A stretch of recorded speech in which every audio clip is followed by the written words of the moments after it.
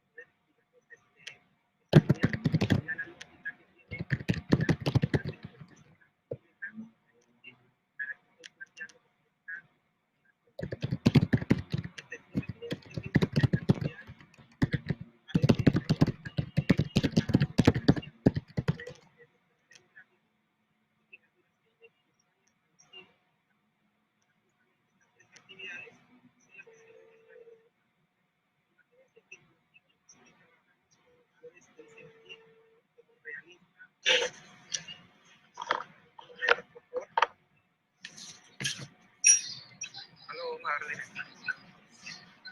Aló.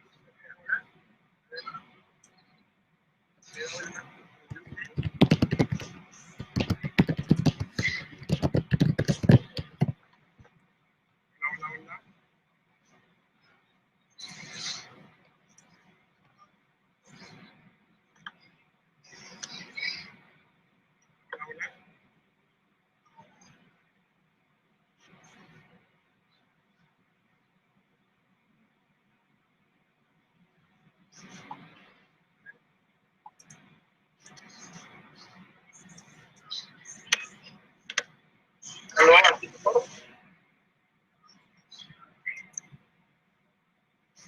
A ver, antes de continuar, revaliden el sonido, por favor.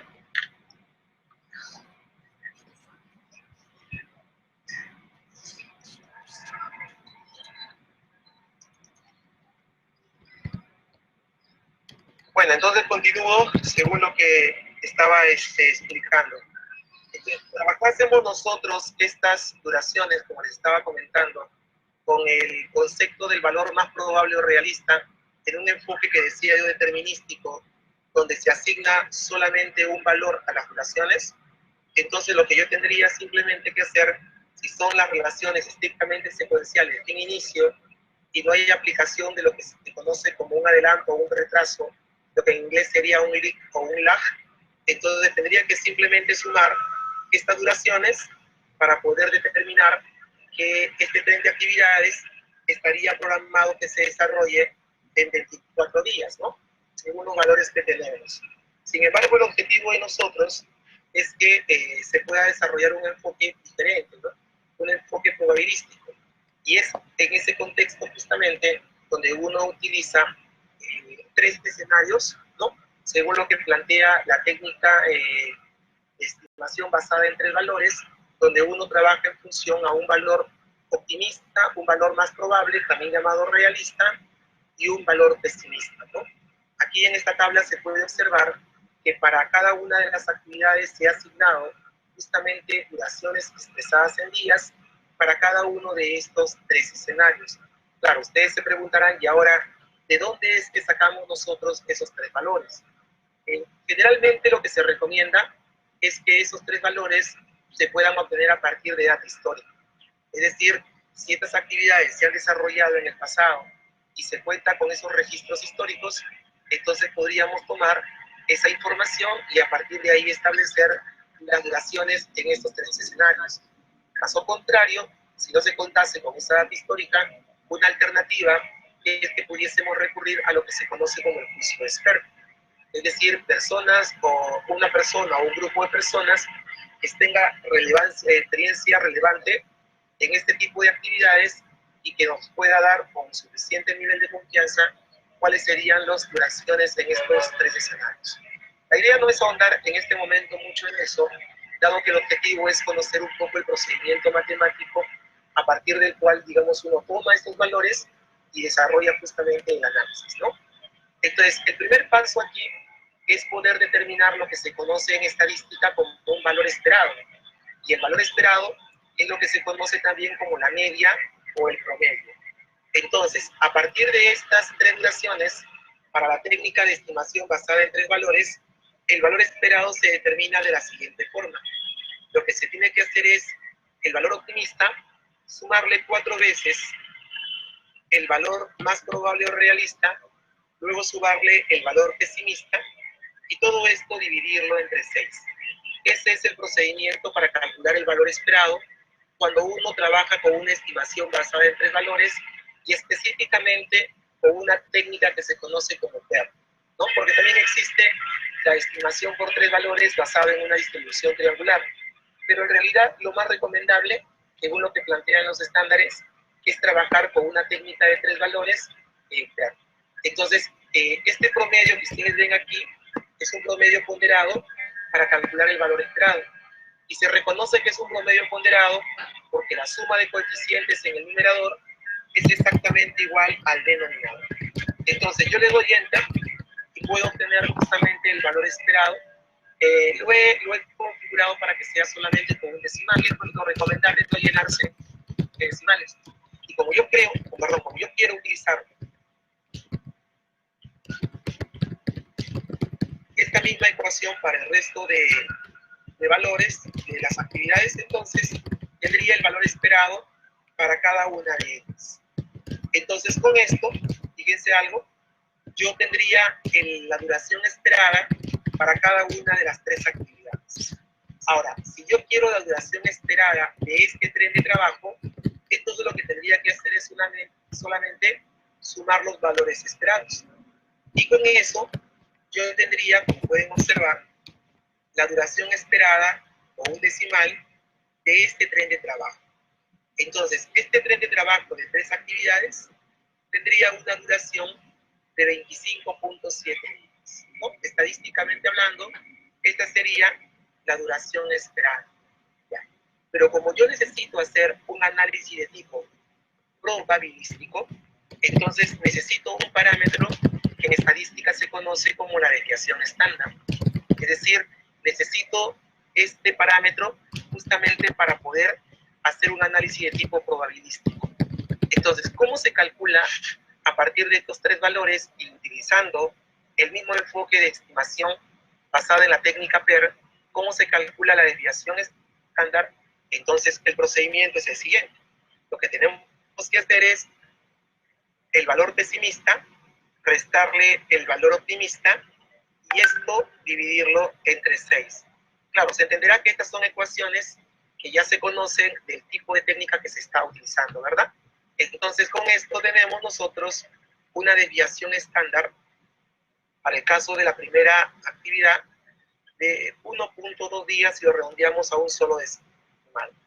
Y con ello, yo podría jalar la fórmula y tener también la desviación estándar a nivel del resto de actividades, ¿no? Entonces, ya tengo la duración esperada del tren de actividades, 25.7 días, y tengo la desviación estándar de cada una de ellas. Pero ojo, lo que yo necesito es la desviación estándar del total, o sea, del total de este tren de actividades. Lo que he logrado hasta el momento solo es tener la desviación estándar para cada una de ellas.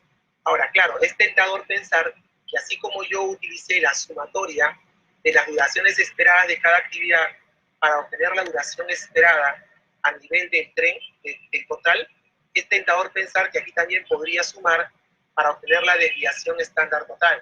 Sin embargo, ese procedimiento estadísticamente no es correcto. El procedimiento correcto es primero utilizar o calcular y utilizar el parámetro conocido como varianza. Y la varianza, matemáticamente, no es otra cosa que el cuadrado de la desviación estándar. Es decir, lo que tengo que hacer es la desviación estándar, elevarla al cuadrado, lo que es lo mismo, multiplicarla por sí misma. Entonces, con esto, estaré obteniendo la varianza para cada una de las aspiraciones, siempre trabajando un decimal. Ahora, lo que sí es correcto estadísticamente, una vez que ya jalé la fórmula para el resto de actividades, es que si yo sumo, ¿no?, la varianza total, ¿no?, la varianza total vendría a ser la sumatoria de varianzas, ¿no? Entonces, este resultado que estamos observando acá, que lo voy a resaltar para que se vea mejor, este resultado de 5.5 nos estaría dando la varianza. Claro, ustedes se preguntarán, ¿y en qué unidades, no? Claro, lo que pasa es que, como estoy elevando al cuadrado la desviación estándar que está expresada en días, la varianza se expresaría pues en días elevado al cuadrado, ¿no? Entonces, pero en realidad la varianza que hemos hallado es la varianza para el total del tren de actividades. Y yo necesito su desviación estándar. Entonces, ahorita vamos a ver cómo ya en base a estos resultados, finalmente plasmarlo para calcular lo que en el análisis cuantitativo se busca como una de las preguntas a responder, ¿no? ¿Cuánto es la probabilidad de poder cumplir con la duración meta y el costo meta del proyecto? Este webinar va a estar enfocado netamente en la duración, pero el procedimiento es más o menos parecido cuando uno quiere trabajar a nivel de costo. Es decir, este webinar lo que busca es del análisis que se hace a nivel de plazo. Ahora, yo había iniciado diciendo que el análisis cuantitativo se enfoca en responder principalmente 3 preguntas. La primera es la que acabo de mencionar: ¿cuánto es la probabilidad de cumplir con la duración meta y el costo meta del proyecto? Si, por ejemplo, el resultado te dice a ti que la probabilidad es, no sé, se me ocurre a mí decir el 42%, y tú dices, no, a mí el 42% no me convence porque es una probabilidad que considero bastante baja. Entonces, te preguntarás a continuación, ¿y cuánto es la probabilidad que tú consideras apropiada para poder comprometerte con esa duración, con ese costo? Y por lo general, dependiendo del nivel de riesgo que se quiera asumir, se puede decir 85, 90, 95%, ¿no? Ahí se maneja un concepto que se llama el percentil, ¿no? Pero bueno, digamos que tú te convences con el 95% y tu resultado dice 42%. Entonces ahí viene la segunda pregunta que se tiene que responder con el análisis cuantitativo. ¿Cuánto es la reserva de contingencia necesaria para llegar a tener el nivel de probabilidad deseado, ¿no? Esa es la segunda pregunta que se responde. Justamente este análisis se hace para poder calcular mediante un procedimiento más riguroso cuánto es la reserva de contingencia que se tiene que asignar a un proyecto, tanto a nivel de plazo como a nivel de costos. Y la tercera pregunta que se responde es que el análisis cuantitativo es un análisis donde uno ve el efecto combinado de los riesgos individuales en un proyecto. Es decir, a partir de los riesgos individuales, yo hago una simulación con el objetivo de determinar lo que se conoce como el riesgo general del proyecto. Pero el riesgo general no es la simple sumatoria de los riesgos individuales, sino que es un procedimiento matemático más complejo. Pero podríamos decir en cierto modo que el riesgo general es el resultado de la interacción de los riesgos individuales mediante un análisis de simulación. Entonces, pero cuando uno calcula el riesgo general, no es que todos los riesgos individuales contribuyan de la misma forma. Es decir, todos contribuyen, solo que no todos contribuyen de la misma manera. Entonces, por lo tanto, la tercera pregunta es, ¿cuál es el riesgo individual que más contribuye al riesgo general del proyecto? Entonces, resumiendo, primera pregunta que debe responder un análisis cuantitativo: ¿cuánto es la probabilidad de cumplir con el costo meta y la duración meta del proyecto? Segundo, ¿cuánto es la reserva de contingencia necesaria para justamente tener el nivel de probabilidad deseado? Y tercero, ¿cuál es el riesgo individual que más contribuye en el riesgo general del proyecto? Entonces, justamente este curso ha sido diseñado con ese objetivo. Y para efectos de este webinar, solamente nos vamos a enfocar en la primera pregunta. Y la primera pregunta es, ¿cuánto es la probabilidad de cumplir con el valor meta, ya sea de duración o sea de costo? En este caso, yo estoy planteando que la duración meta es, para este ejemplo, 22 días. ¿Ya? Ahora, ustedes dirán, ¿pero de dónde saco esa duración meta? Bueno, una forma es de que de repente sea la expectativa de la gerencia, la expectativa de la alta dirección, de que este proyecto o este tren de actividades se haga en 21 días. Por ejemplo, hoy día en mi proyecto vengo, digamos, de la mañana del día de hoy, donde me dicen a mí, mira, ¿sabes qué cosa? Este tren de trabajo, ¿no?, tiene que estar culminado para el 15 de enero del próximo año. Entonces, ¿de dónde sacaron, digamos, esa duración o esa fecha límite? Bueno, de una reunión que sostuvo en la alta dirección de mi empresa con el cliente, y quedaron como compromiso, sin ningún tipo de análisis previo, de que esta es la fecha en la que se debe acabar. Por lo menos ese frente, ¿no? Entonces, muchas veces los valores meta vienen así, digamos, impuestos desde fuera, impuestos desde arriba, y muchas veces no responde a un análisis de tipo objetivo, sino pues a expectativas, deseos, que muchas veces se pueden dar de forma antojadiza, ¿ya? Pero digamos que para efectos de este ejercicio, la duración meta de este tren de actividades es 22 días. Entonces, lo que nosotros acabamos de hallar, ¿ya? Voy a cambiar aquí para que se pueda entender mejor. Lo que acabamos de hallar nosotros es lo que le llamamos la media, ¿ya?, de la duración del proyecto. ¿Quién es la media de la duración del proyecto? A ver, ahorita permítanme explicarlo. La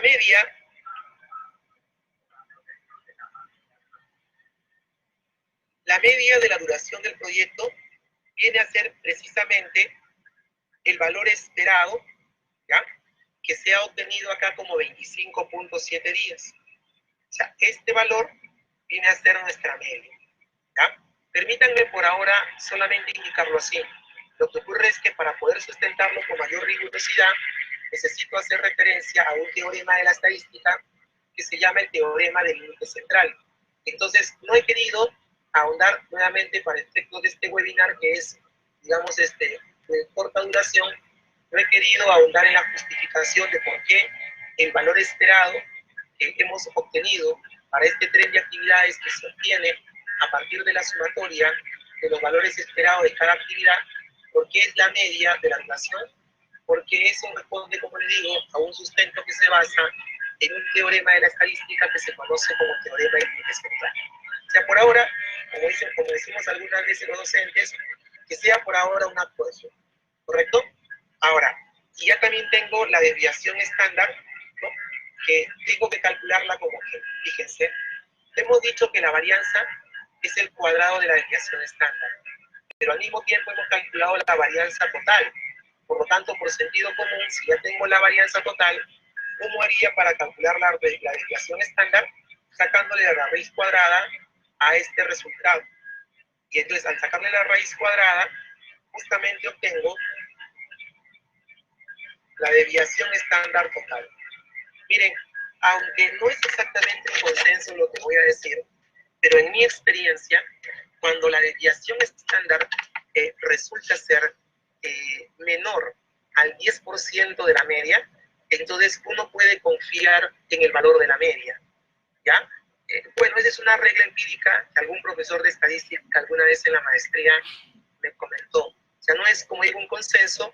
Lo que pasa es que muchas veces uno suele trabajar con promedios. La media, por si acaso, es un promedio, ¿no? Es el nombre, digamos, que en estadística se le da el promedio, ¿no? La media. Entonces, muchas veces uno trabaja con el valor medio, el valor promedio, pero ¿qué tan confiable es un promedio? Entonces, generalmente se suele decir en estadística que un promedio es tan confiable como pequeña sea su desviación estándar.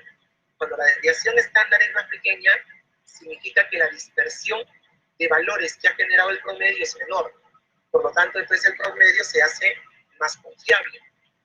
Por lo tanto, cuando este valor no supere el 10%, regla empírica, digámoslo así, uno puede decir, bueno, el promedio es confiable. Y en este caso ha salido así. Y no es que me lo haya propuesto, en realidad confieso de que puse los valores y bueno, ha resultado ser así. ¿Ya? Muy bien. Entonces ya tengo la media, ya tengo la desviación estándar. Ahora voy a responder en base a este análisis en Excel a la probabilidad, ¿ya? A la probabilidad, vamos a llamarle así, de cumplimiento. Ojo que estamos hablando de la duración, ¿verdad?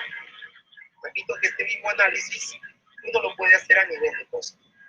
Entonces, quiero calcular la probabilidad de cumplimiento.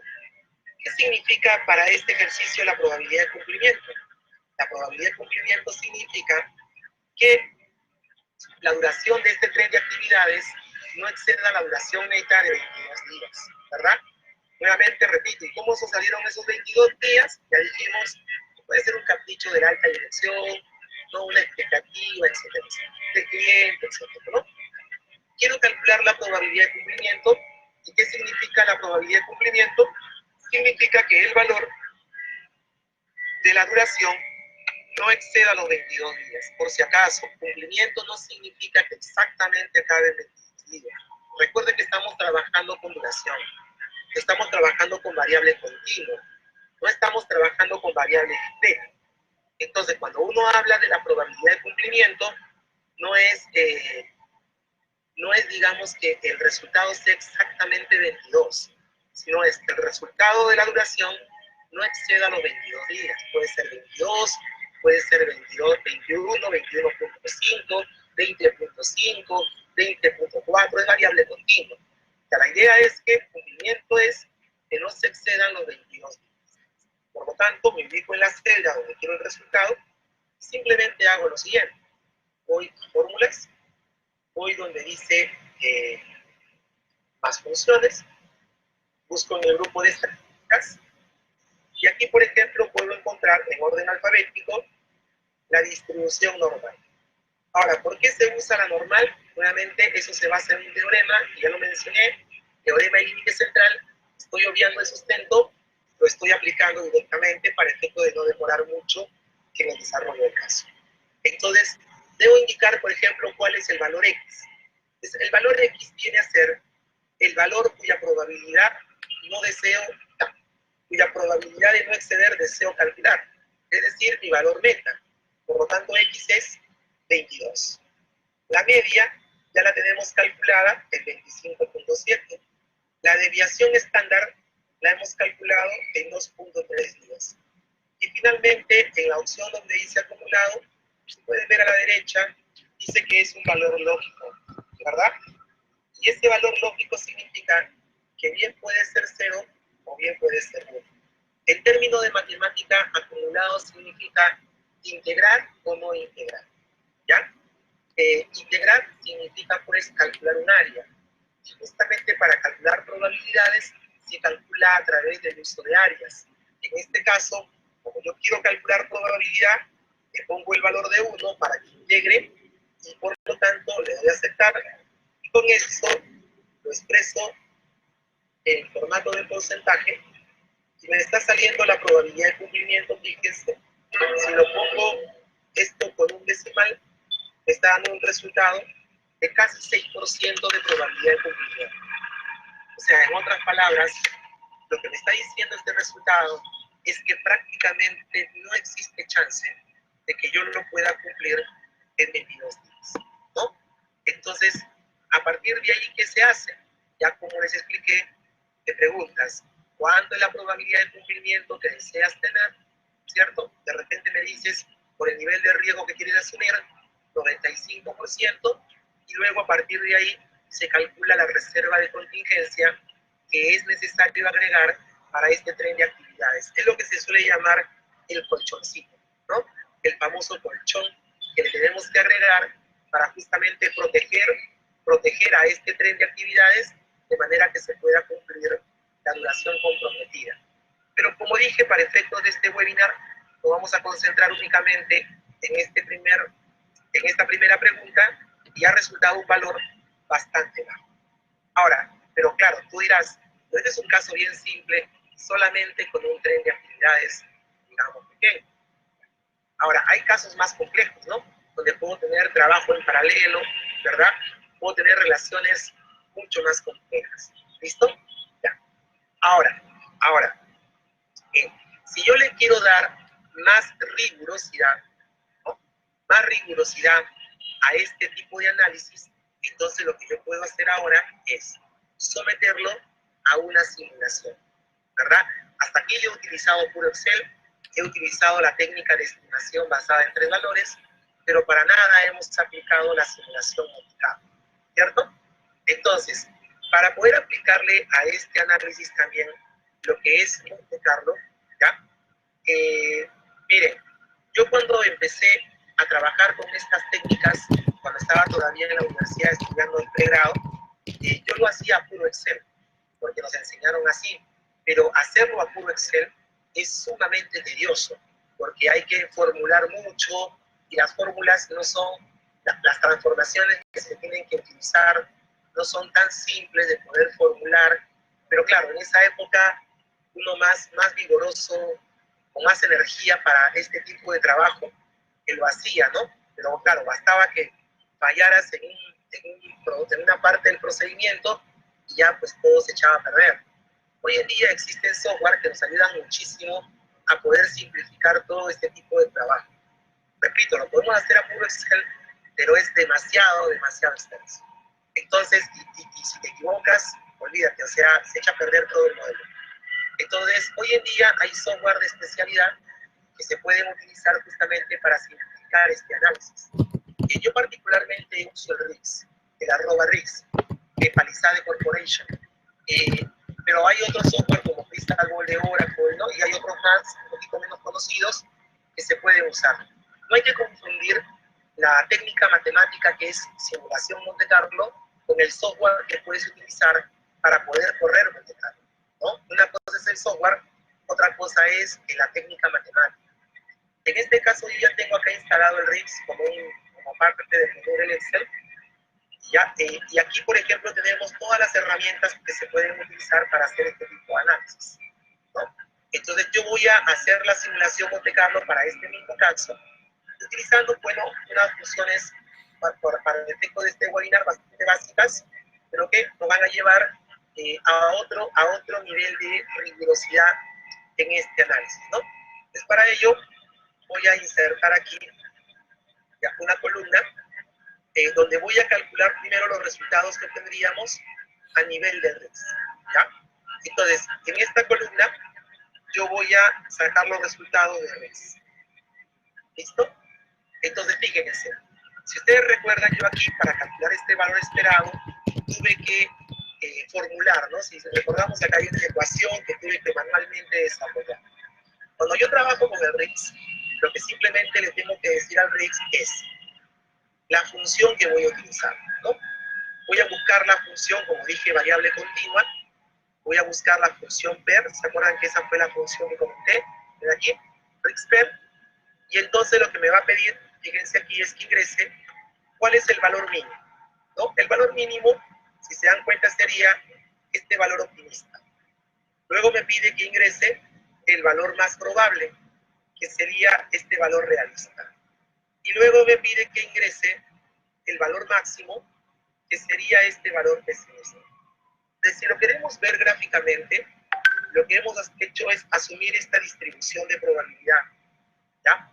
Esta distribución de probabilidad es la que los estándares internacionales recomiendan para trabajar con duración y costos a nivel de lo que es cronograma y presupuesto en un proyecto. ¿Okay? Entonces, esta distribución se conoce como beta-PER, ¿ya? Muchos la conocen simplemente como PER, pero es una distribución de la familia de las beta y se conoce, porque beta en realidad es una familia de distribuciones y es beta-PER, ¿ya? Miren aquí, el valor mínimo está en el extremo izquierdo, el valor máximo está en el extremo derecho y el valor más probable corresponde al punto más alto de la curva, ¿ya? Ahora, como pueden ver, no es una distribución equiprobable. Por el contrario, se puede notar claramente que la probabilidad está más concentrada en el valor alrededor alrededor del valor realista y menos probable alrededor del optimista y del pesimista. O sea, no todos los valores tienen la misma probabilidad de salir. Entonces, yo le doy a aceptar, fíjense, y al darle a aceptar, automáticamente me calcula, miren, el mismo resultado que había yo calculado acá, asignándole la fórmula de manera manual. Ahora, claro, obviamente, me tiene que dar el mismo resultado porque estoy utilizando la misma distribución. Entonces, como el software ya tiene en el algoritmo para cada distribución cómo se calcula el valor de la media, que simplemente le aplica la fórmula y le asigna el valor correspondiente. Y ahora jalo la formulita y tengo el resto de valores. Como pueden observar y comparar con la columna H donde introduje la fórmula manual, son exactamente los mismos valores. ¿Ya? Para comenzar eso. Pero fíjense que aquí ya estamos usando una función que no es una función de Excel, sino es una función de RIS, ¿cierto? Entonces, si ustedes, por ejemplo, abriesen este archivo y no tuviesen instalado el RIS, el Excel no reconoce la función y simplemente le sale, pues, Michi, ¿no? Algunos le llaman basurita, ¿no? Michi, porque no reconoce la función que está incluida. Entonces, para abrir este modelo, tienen que abrirlo con el RIS, ¿no? Bueno, ahora, ¿cómo determino la duración de este tren de actividades? Como es un modelo simple, como ven ustedes, estrictamente secuencial, ya explicamos que es la sumatoria. Entonces yo hago la suma, ¿ya? Para lo cual uso una función simplemente de Excel, ¿no? Como siempre, hago la suma y sale exactamente igual 25.7. Claro, ustedes ya dirán, pero no siempre se puede sumar. Exactamente. Porque ¿qué pasa si las relaciones, por ejemplo, no son estrictamente fin-inicio, no es estrictamente secuencial? Entonces, si por ejemplo yo digo que A dura 10 días y que B dura 9 días, yo no siempre voy a decir que A y B van a durar 19. Eso va a depender de cómo esté secuenciado. Pero para el efecto de este ejercicio simple, sí lo estoy planteando así, ¿verdad? Ya. Ahora, como yo quiero simular justamente esta duración, ¿no? El tren de actividades que para efectos de este ejercicio se obtiene como la suma, entonces le tengo que decir al RIX que esto es lo que yo quiero simular, ¿ya? Y para decirle que es lo que yo quiero simular, entonces lo tengo que agregar como una salida. Le ven acá, agregar salida, y entonces le digo, esto se va a llamar duración, ¿ya? Esto se va a llamar simplemente duración. Le tengo que dar ese nombre, o el nombre que quiera darle, y le doy OK, y ya lo definí como una salida, ¿sí? Entonces, tengo tres variables de entrada, que son las duraciones de cada actividad, y tengo una variable de salida, que es la duración del tren de actividades. ¿Okay? Y como esto es lo que quiero simular, ahora lo que le tengo que decir al RIX es, pero tú quieres simularlo, perdón, corriendo cuántos escenarios. Ya, como estamos haciendo un análisis probabilístico, para que el resultado sea estadísticamente confiable, yo no puedo, por ejemplo, a ver, correr de repente, por decir, 10 escenarios y a partir de 10 escenarios sacar una conclusión, porque la muestra no es suficientemente grande para que el resultado que se obtenga pueda ser inferido, ¿no?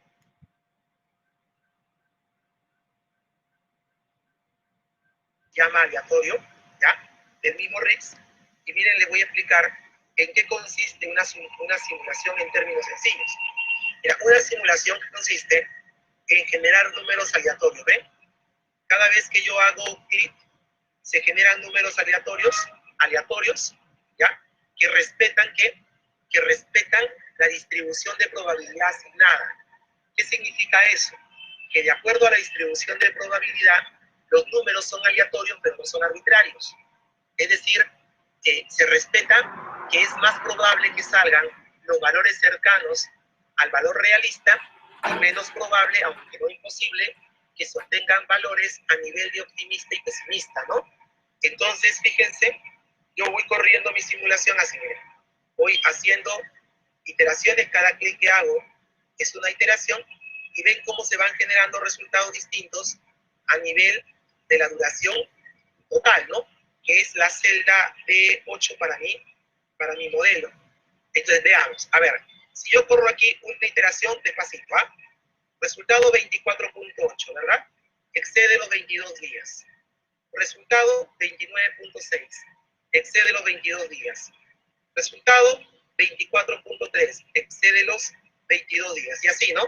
Excede, este no excede, por ejemplo, ¿no? Excede, excede, excede. Hasta ahí corrí 10 escenarios. Si hemos contabilizado, de 10 escenarios, solamente en uno no excedió. Quiere decir que mi probabilidad de cumplimiento es 1 entre 10. ¿Cuánto es? 10%. Así de simple es esto. Pero tú dirás, ya. Claro, 1 entre 10 es 10%. Pero ¿te parece confiable sacar esa conclusión solamente de correr 10 escenarios? Eso porque lo estoy haciendo de forma manual. Pero como yo tengo la ventaja de utilizar el software, entonces yo le digo, ¿cuántos escenarios quieres correr? Por ejemplo, corramos 10.000. Ya, 10.000 escenarios. Ahora, ¿en base a qué se determina el número de iteraciones? Bueno, para eso hay una regla estadística, que es calcular el tamaño de la muestra, ¿verdad? Va a depender del nivel de confianza, del margen de error que se quiera tener. En este caso, para efectos prácticos, digamos que 10.000 iteraciones está bien. Entonces, ya con 10.000 iteraciones, yo me siento confiado. Pues digo, si después de 10.000 iteraciones, que son 10.000 escenarios, puedo calcular la probabilidad de cumplimiento, estadísticamente resulta ser confiable, que es muy diferente a poder hacerlo solo con 10 escenarios, ¿sí? Entonces, una vez que ya elegí el número de iteraciones, lo único que queda es correr la simulación. Entonces, acá dice iniciar simulación, o start simulation, y corro mi simulación, y se va a generar el resultado a nivel de histograma de lo que es un resultado Monte Carlo, ¿no? Típico resultado de Monte Carlo, ¿ya? Entonces, ahí tenemos lo que se llama un gráfico de densidad de probabilidad, o lo que en términos más sencillos se llama histograma. Entonces, voy a agrandarlo para que se vea mejor, ¿ya? Voy a usar toda la pantalla, y yo voy a decir, yo quiero saber cuánto es la probabilidad de cumplir con la duración meta, ¿verdad? Entonces, y la duración meta, según el valor que hemos puesto para este ejemplo, es 22 días. Entonces voy acá y le pongo simplemente 22. 22, le doy Enter y me calcula la probabilidad de cumplimiento. A ver, ¿cumplir qué cosa era? No exceder, ¿verdad? No exceder. Y se acuerdan que yo les comenté que esto se hacía a través de una integración que es básicamente calcular áreas. Entonces, como yo quiero probabilidad de cumplimiento, que es no exceder, sería todo el área encerrada de este valor 22 hacia la izquierda. No, todo el área encerrada hacia la izquierda. ¿Correcto? Si yo quiero calcular la probabilidad de exceder, sería todo el área hacia la derecha. Y en este caso, como pueden observar, el resultado nos dice que la probabilidad de cumplimiento es, miren, 6.9%, ¿no? Es decir, estamos asumiendo un riesgo de un poquito más del 93%, ya, un poquito más del 93%, de que este tren de actividades no se va a cumplir en 22 meses. Ahora, como esto me sirve a mí para justamente poder elaborar algún tipo de informe, entonces yo puedo copiar como un gráfico este resultado para luego pegarlo en el informe que desee presentar. Esto es, señores, un análisis mediante Monte Carlo para un caso bastante sencillo, el que he considerado para este webinar. Pero claro, si ya uno lo quiere ver a nivel de un cronograma, por decirlo así, más complejo, que se acerque a lo que realmente es un cronograma en un proyecto, entonces ya eso se desarrolla a través del proyecto, ¿ya? Y se jala justamente mediante Monte Carlo, mediante el RIS, perdón, hacia Excel, y se hace toda la simulación. Y eso es justamente parte de lo que vamos a ver en este curso, ¿no?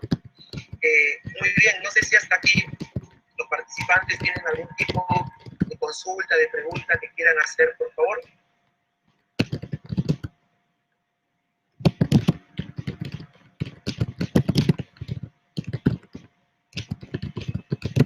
No sé si tengo el manejo de un chat aquí que me ayude.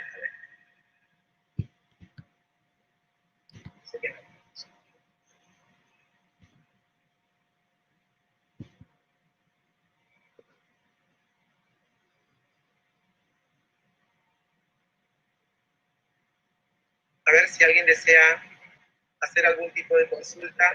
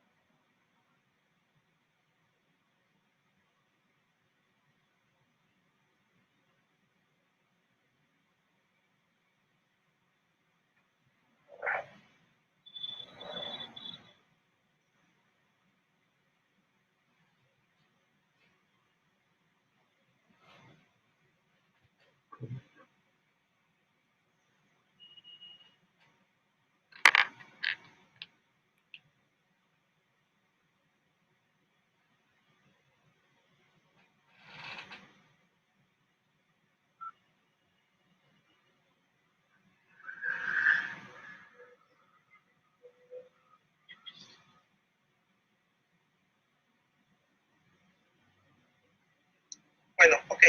Entonces,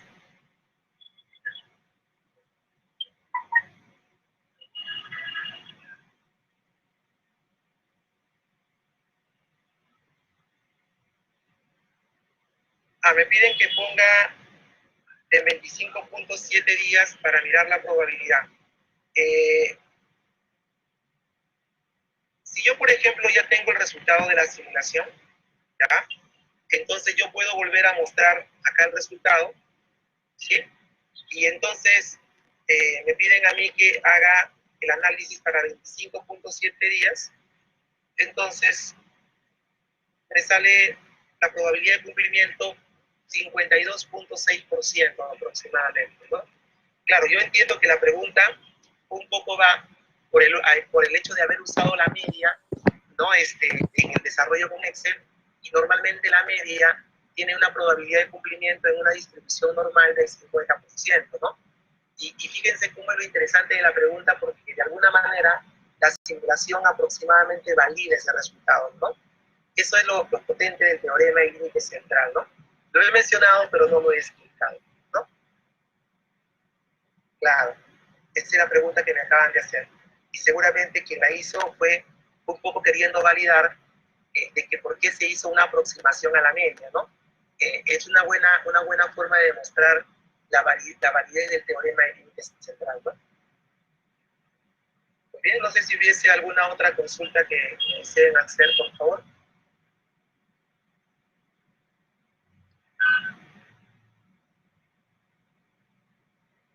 Sí, el RIS se enlaza con el MS Project, pero ojo, para eso, o sea, toda la simulación se hace en Excel. O sea, tú puedes tener el modelo en Project, ¿no? Se importa justamente, desde el Excel se importa, o si quieres decirlo, se exporta del Project hacia el Excel, pero toda la lógica que has desarrollado en el Project se lleva al Excel y la simulación se hace en el Excel. Toda la simulación se hace en Excel, ¿ya?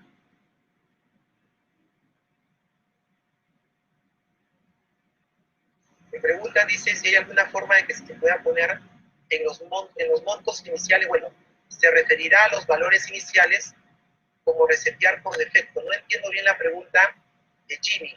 ¿Qué es resetear por defecto? Ahora, debo aclarar que esto no son montos, ¿no? Porque no estamos haciendo un caso de costos, sino son duraciones, porque estamos haciendo un caso de tiempo. Pero si me explica mejor a qué tiene como resetear por defecto, esa parte no la entiendo bien.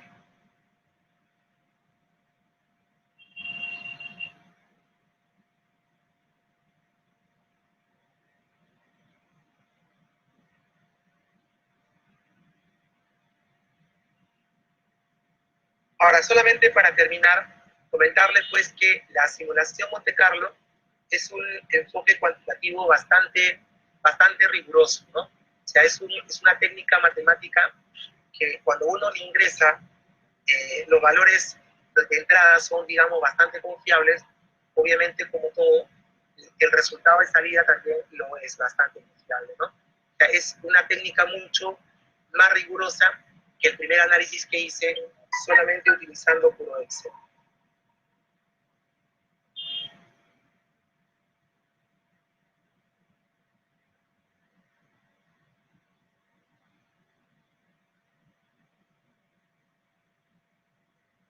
Bueno, muy bien.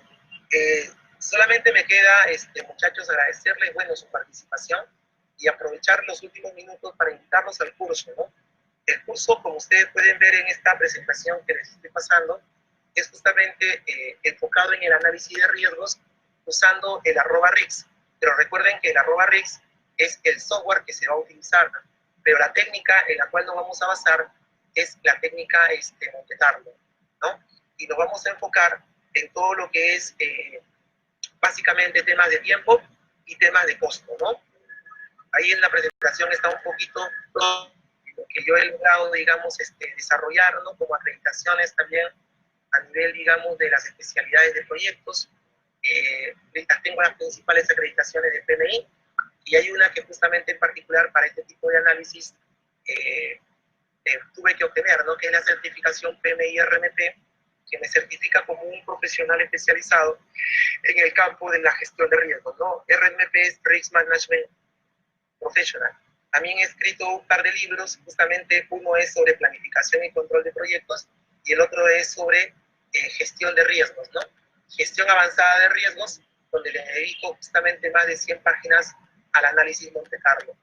Y en lo que es planificación y control de proyectos, me enfoco en técnicas y herramientas avanzadas que van más allá de la simple valorización, ¿no? Que es lo que usualmente se utiliza en los proyectos, sobre todo de construcción, o lo que académicamente se llama como el valor ganado, ¿no?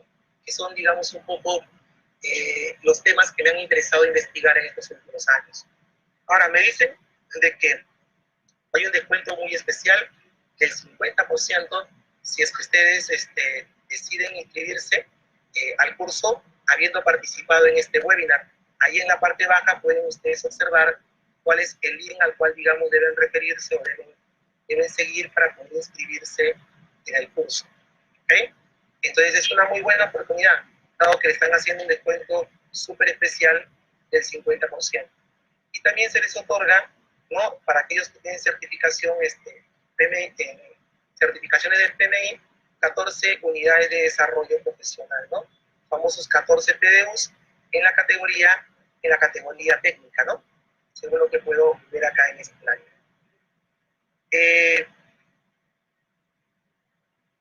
Bueno, acá también pueden ustedes leer un poquito más acerca, con más detalle, acerca de mí. Tengo más de 14 años trabajando en el campo de la dirección de proyectos, especializándome justamente en estas herramientas, ¿no? Y bueno, en mi formación profesional a nivel de posgrado la he hecho en Perú y también en el extranjero. Ahí pueden ver las entidades académicas en las cuales yo me he podido especializar, ¿no? De carrera soy ingeniero industrial, pero he trabajado muchísimos años en un proyecto de construcción, ¿no? Ya tengo más desde el año 2004, 15 años trabajando en proyectos de construcción. Nuevamente, ¿no? Aquí se les invita a poder lograr, pues, ¿no? De obtener esta promoción, ¿no? Aprovechar la promoción del 50%. Ahí está más claro ya en donde ustedes deben dirigirse. Y bueno, si hubiese alguna pregunta final, yo encantado de poder formularlo. Ahora, acá están los detalles, ¿no? Para poder acceder al descuento, ¿no?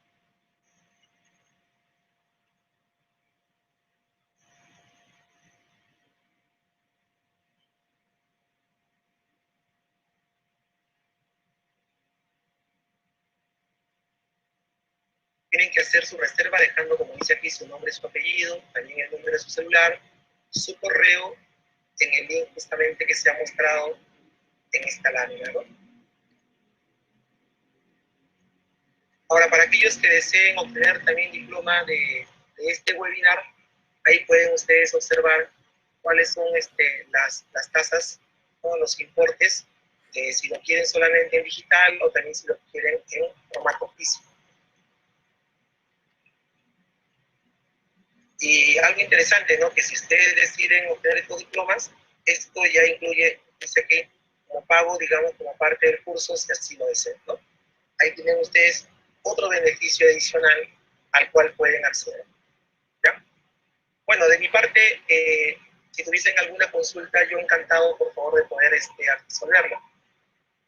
Ya sea alguna consulta relacionada con la exposición que he hecho, o si desean consultar acerca de repente algún tema o contenido que se va a incluir en el curso.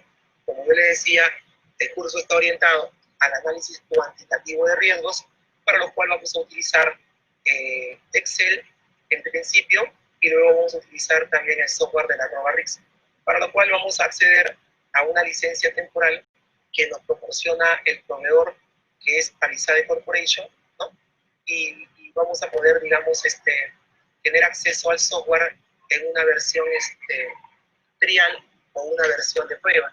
Y ya después, si desean ustedes continuar usando el software, tengo bastante contacto con la persona que justamente provee de este servicio, de este producto para Latinoamérica, que por coincidencia es peruano, que es el señor Luis Iguama, y quien tuvo justamente la amabilidad de escribir el prólogo del libro, el libro especializado en riesgos. Entonces podemos por ahí aprovechar esa relación, digamos, profesional y amical, para poder conseguir un buen descuento si desean acceder directamente ya a una licencia permanente del software, ¿no? Bueno, esto es todo de mi parte. Si hay alguna pregunta final, acá solamente les quiero mostrar cuál es el detalle o el contenido del curso, ¿ya? El curso está enfocado en la gestión de riesgos, ¿no? Pero específicamente en lo que es el análisis cuantitativo, para el cual nos vamos a basar en el uso del Excel y en el uso de la RobaRix.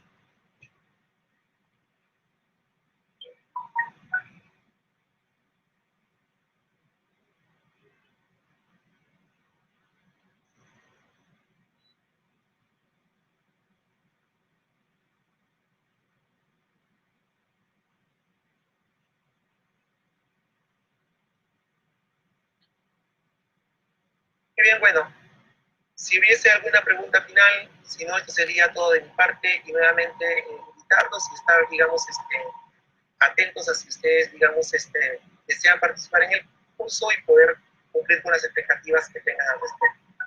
¿Okay?